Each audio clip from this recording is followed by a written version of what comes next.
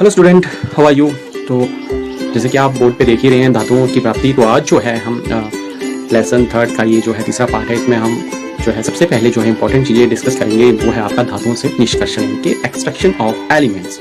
और उसके बाद हम मेनली जो है वो एक्सट्रैक्शन किस तरह से होती है, क्या क्या प्रोसीजर होता है, क्या क्या प्रोसेस अपनाई जाती हैं, किस तरह से उन एलिमेंट्स को जो है वो एक्सट्रैक्ट किया जाता है, ये सारी चीज़ें जो है हम जानेंगे।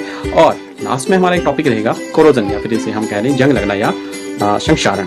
तो उससे बचाव कैसे कर सकते हैं हम, और उससे बचाव के क्या क्या करना चाहिए, ये सारी चीज़ें जो है हम आगे डिस्कस करेंगे। सो स्टार्ट करते हैं। धातुओं की प्राप्ति। पृथ्वी की भूपर्पट्टी धातुओं का मुख्य स्रोत है, यानी कि जो आज की क्रस्ट है जिसे हम भूपर्पट्टी भी कहते हैं, वो जो है एक मुख्य स्रोत है। That is main sources of elements. Okay, उसमें आपके बहुत से जैसे पृथ्वी की भूपर्पट्टी में प्राकृतिक रूप में पाए जाने वाले तत्व या यौगिक को हम खनिज कहते हैं। यहाँ से बहुत इंपॉर्टेंट चीज है, खनिज किसे कहते हैं। तो भूपर्पट्टी या अर्थ क्रस्ट में प्राकृतिक रूप में जो नेचुरली जो है वो जो तत्व पाए जाते हैं उन्हें हम क्या कह देते हैं, खनिज कह देते हैं। तो कुछ स्थानों में, अब एक और यहाँ पे इंपॉर्टेंट चीज है जिसके बारे में हम जानेंगे, अयस्क। कुछ स्थानों में कोई विशेष धातु, कोई विशेष जो मेटल्स होती है बहुत ज्यादा होती है। मान लो एक आपके गांव में ही क्या है, आपके गांव के खेत में ही बहुत ज्यादा जो है सोना निकला आया, वो किसी धातु के साथ मिक्स होगा, प्योर तो नहीं निकलेगा, तो मिक्स होगा। तो वहां पे खनिजों में कोई विशेष धातु काफी मात्रा में होती है जिसे निकालना लाभकारी होता है, और उसे हम क्या कह देते हैं, अयस्क। राइट। तो यहाँ पे जो है खनिज और अयस्क जो है इंपॉर्टेंट चीज है जिसे हमें समझना चाहिए। सो धातुओं का निष्कर्षण, तो एलिमेंट्स को हम एक्सट्रैक्शन कैसे कर सकते हैं, उसके लिए मैं पहले ही बता चुका हूँ कि कुछ हमारे लिए प्रोसीजर है इसका, तो कोई प्रोसेस होती हैं। तो यहाँ पे आप देखते हैं धातुओं की सक्रियता श्रेणी के बारे में हम पहले भी पढ़ चुके हैं, आप लोग पहले पढ़ चुके हैं, लेकिन मेनली हम फिर से थोड़ा सा देखेंगे। जो चीजें स्वतंत्र रूप में, जो भूपर्पट्टी के स्वतंत्र में पाई जाती हैं, कुछ धातुएं यौगिकों के रूप में मिलती हैं, या सक्रियता श्रेणी के नीचे वाली धातुएं सबसे कम अभिक्रियाशील हैं। आप लोग पहले भी देख चुके हैं कि सक्रियता श्रेणी में सबसे ऊपर जो है वो मोस्ट रिएक्टिव है, या जिसे हम कह लें बहुत ज्यादा अभिक्रियाशील है। ओके, वो जो है बहुत ज्यादा रिएक्टिव है। यहाँ पे हम थोड़ा सा फिर से एक बार देख लेते हैं। विद्युत अपघटन, जैसे पोटेशियम है, 19 सोडियम है, कैल्शियम है, मैग्नीशियम है, एल्यूमिनियम है, ये जो है सारी की सारी धातुएं जो है बहुत ही ज्यादा रिएक्टिव है। ओके, तो ये जो धातु बहुत रिएक्टिव है। उसके बाद जो मध्यम, जो दूसरी तरफ है, ये वाली भी, जैसे जिंक है आपकी, आयरन है, लेड है, कॉपर है, ये जो है मध्य की है। और जो लास्ट में जो तीसरी आती है हमारे पास, वो है प्राकृतिक अवस्था में उपस्थित, यानी कि ये प्राकृतिक अवस्था मुक्त अवस्था में पाई जाती है, और लीस्ट रिएक्टिव है, यानी कि कम सक्रिय है। कि हम पहले भी डिस्कस कर चुके हैं। अगर आपने पीछे वाला वीडियो देखा होगा पार्ट 1, तो जिस किसी ने नहीं देखा हो तो वो देख सकता है। तो यहाँ पे मेन चीजें जो है वो मैंने हाईलाइट की है। जैसे कम सक्रियशील हमारे गोल्ड है, यहाँ गोल्ड देख रहे हैं आप, गोल्ड, सोना है, सिल्वर है, प्लेटिनियम है, तांबा है, ये जो है प्रकृति में स्वतंत्र रूप से या मुक्त अवस्था में पाई जाती है। कॉपर या सिल्वर जो है वो आपका सल्फाइड या ऑक्साइड अयस्क के रूप में पाई जाती है, और संयुक्त अवस्था में पाई जाती है। अब सक्रियता श्रेणी में सबसे ऊपर की धातु आप देख रहे हैं, potassium, sodium, calcium, magnesium, aluminium आदि अभिक्रियाशील धातु, ये कभी भी स्वतंत्र रूप में नहीं पाई जाती है। ओके, यहाँ पे कभी भी जो है ये स्वतंत्र रूप में नहीं पाई जाती। तो मध्य की धातु, जैसे आप जिंक देख रहे हैं, जिंक है, आयरन है, लेड है, ये जो है भूपर्पट्टी के मुख्यतः ऑक्साइड या फिर सल्फर या फिर कार्बोनेट के रूप में पाई जाती है। जो मध्य की है वो सल्फाइड या कार्बोनेट के रूप में मिक्स करके पाई जाती है। ओके, तो यहाँ पे जो है ये चीज जो है ध्यान देने वाली है। और मेनली जो है वो 3 वर्गों में हमने इसको बांटा है, आप देख सकते हैं, हाईलाइट किया हुआ है यहाँ पे। पहला जो है अधिक अभिक्रियाशील, दूसरा मध्य, और तीसरा जो है वो आपका उच्च अभिक्रियाशील धातु, जिसके बारे में हम पहले थोड़ा सा देख चुके हैं। सो अयस्क से शुद्ध धातु का निष्कर्षण कई चरणों में होता है, जैसे कि मैंने पहले भी आपको बताया था कि एक प्रोसेस होती है, एक प्रक्रिया होती है। तो ये चीजें जो है हमें थोड़ा सा ध्यान देना है कि कौन कौन से एलिमेंट्स जो है हमारे अभिक्रियाशील हैं, कौन से मध्य में है, और कौन से हमारे जो है वो लास्ट में है, यानी कि सबसे कम अभिक्रियाशील हैं। ओके, तो यहाँ से हम थोड़ा सा देख सकते हैं अपना चार्ट के रूप में, हम जो है वो समझ सकते हैं अयस्क। अब अयस्क के बारे में आप समझ चुके हैं, अयस्क क्या है, खनिज क्या है। अयस्क एक पर्टिकुलर जगह पे जो पर्टिकुलर तत्व मिलता है, उसको ढूंढना या उसको प्राप्त करने की जो प्रक्रिया है, उसे ही हम अयस्क कह सकते हैं। हमने पीछे भी डेफिनेशन में ये देखा है कि अयस्क क्या है। कुछ स्थानों में खनिजों में कोई विशेष धातु काफी मात्रा में पाई जाती है जिसे निकालना काफी लाभकारी है, उसे ही हम क्या कह देते हैं, अयस्क कह देते हैं। तो ये हमारी डेफिनेशन थी। यहाँ से मोटे तौर पे हम थोड़ा सा एलिमेंट्स का एक्सट्रैक्शन या फिर परिष्करण जो है वो समझ सकते हैं। थोड़ा सा देख लेते हैं इस चार्ट से ही। तो सबसे पहले है 3 धातुएं। नंबर 1 जो है आपकी उच्च अभिक्रियाशील धातुएं, दूसरी मध्य और तीसरी जो है वो निम्न अभिक्रियाशील। उच्च जो है वो गलित धातु या विद्युत अपघटन द्वारा जो है शुद्ध धातु को जो है वो हम प्राप्त करते हैं। यहाँ पे आपको ग्रीन कलर से जो है वो देख सकते हैं। उच्च अभिक्रियाशील वाली धातु कौन सी हुई आपकी? नंबर 1 पोटाशियम, सोडियम, और ये जो हमारी हैं मेनली धातुएं बहुत ही ज्यादा रिएक्टिव हैं। तो सेकंड है मध्य वाली हमारी कौन सी थी? मैं आपको एक बार फिर से रिमाइंड करवा दूं तो आप ये सारणी देख सकते हैं। तो जिंक जो है आपका, आयरन है, लेड है, कॉपर जो है, ये सारी की सारी मध्य वाली धातुएं हैं। तो यहाँ पे जो है मध्य अभिक्रियाशील धातुएं जो है वो 2 तरह से जो है हम तरीकों से इसको एक्सट्रैक्ट कर सकते हैं। या तो फिर कार्बोनेट के रूप में मिलेंगे हमें कार्बोनेट अयस्क, या फिर मिलेगी हमें सल्फाइड अयस्क।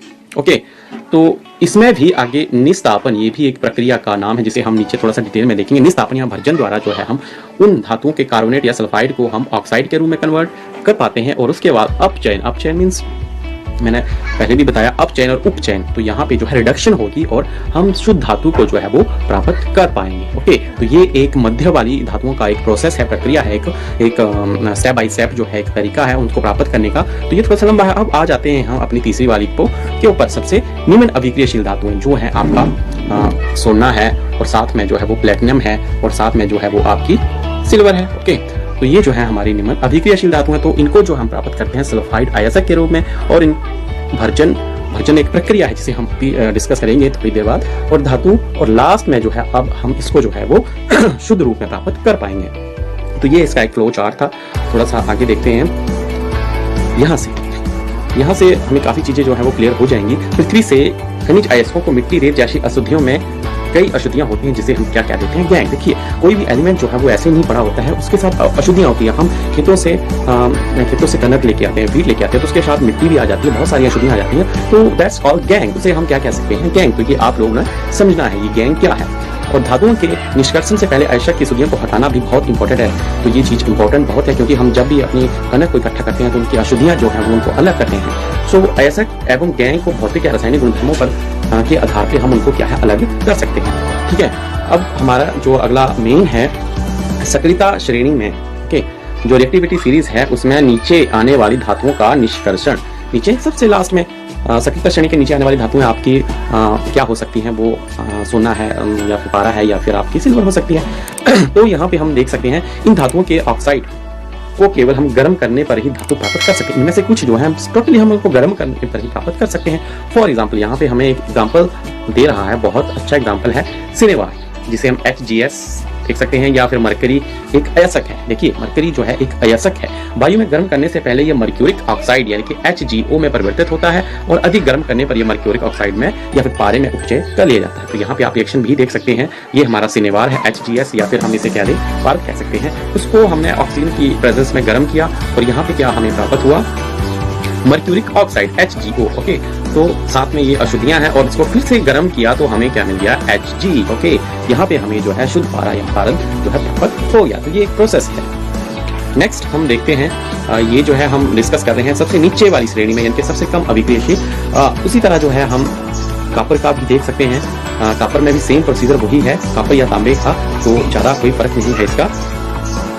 अगला है हमारा सक्रियता श्रेणी के मध्य, जो हमारी मिडल में जो एलिमेंट्स या तत्व आ रहे थे उनका हम निष्कर्षण जो है वो कैसे कर सकते हैं, या उनको हम अलग कैसे कर सकते हैं। तो उनमें से हमारी धातुएं आ रही हैं, जिंक आ रही है, लेड आ रही है, कॉपर आ रही है, जैसे कि आप देख रहे हैं। तो ये प्रकृति में प्राय सल्फाइड, देखिए हमने चार्ट में डिस्कस किया था, ये सल्फाइड या कार्बोनेट के रूप में पाई जाती हैं। और यहाँ पे जो है वो धातु उसके ऑक्साइड से हमें प्राप्त होती है, प्राप्त करना अधिक आसानी से हमें प्राप्त हो सकती है।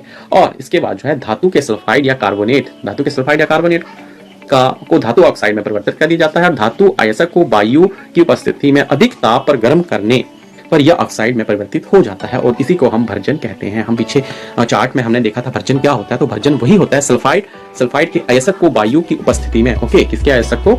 सल्फाइड के अयस्क को।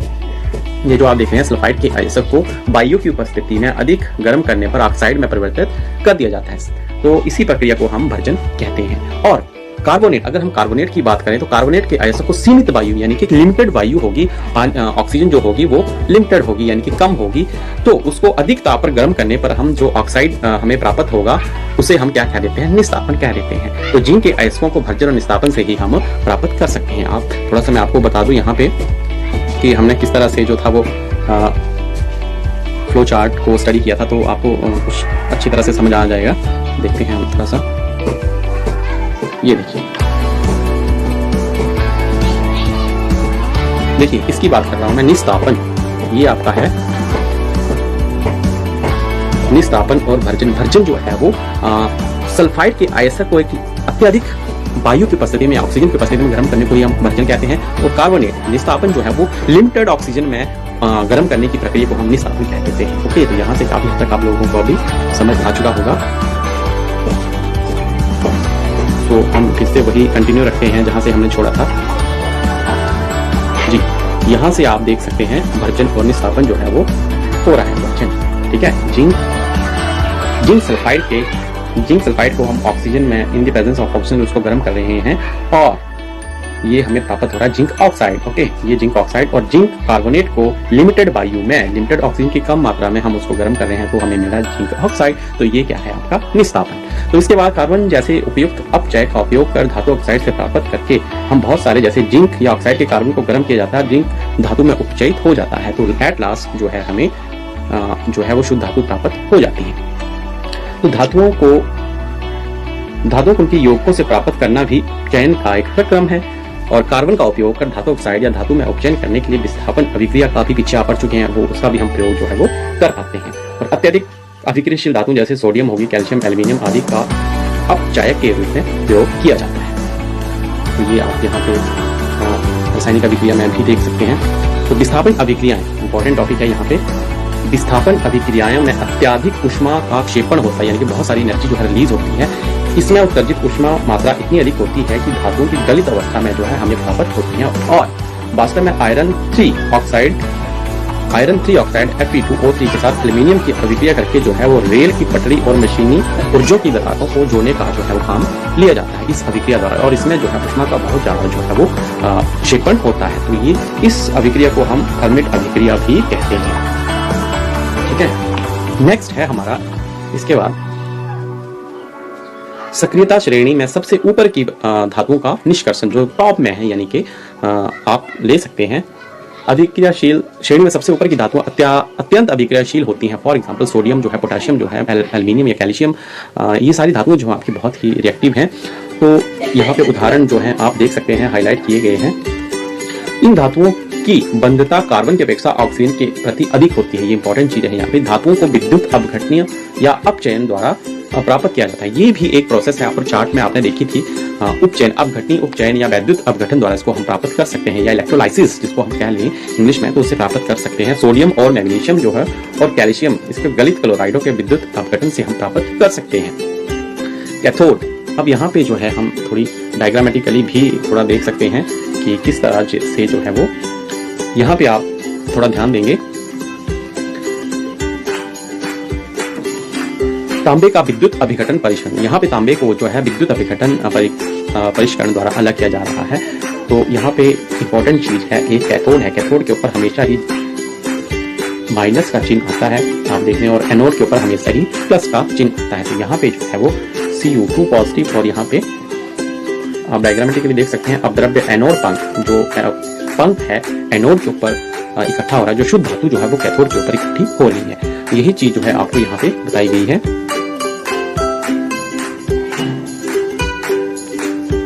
उपचयन प्रक्रम द्वारा धातुओं के रूप में शुद्ध नहीं होती हैं। विद्युत अपघटन, कॉपर, जिंक, टिन, निकल, सिल्वर, गोल्ड आदि बहुत सारी धातुएं जो है परिष्करण विद्युत अपघटन द्वारा प्राप्त की जाती हैं। और अशुद्ध धातु को एनोड मींस प्लस, एनोड जो है वो आपका प्लस, तथा शुद्ध धातु को जो है पतली परत कैथोड मींस नेगेटिव। और आप देख सकते हैं डायग्रामेटिकली भी।